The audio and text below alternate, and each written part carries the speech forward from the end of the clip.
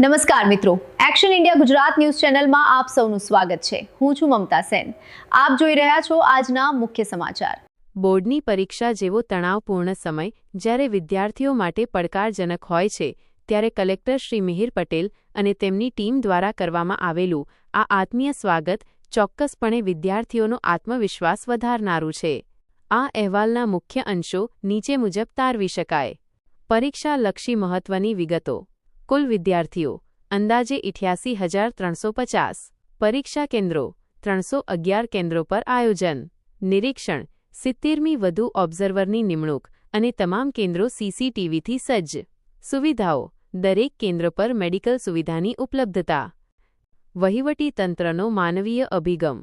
સ્વાગત પરંપરા પાલનપુરની શ્રી કે ગોઠી વિદ્યાલય સહિત તમામ કેન્દ્રો પર વિદ્યાર્થીઓને પુષ્પગુચ્છ, પેન અને સાકર આપી મોઢું મીઠું કરાવી આવકારવામાં આવ્યા।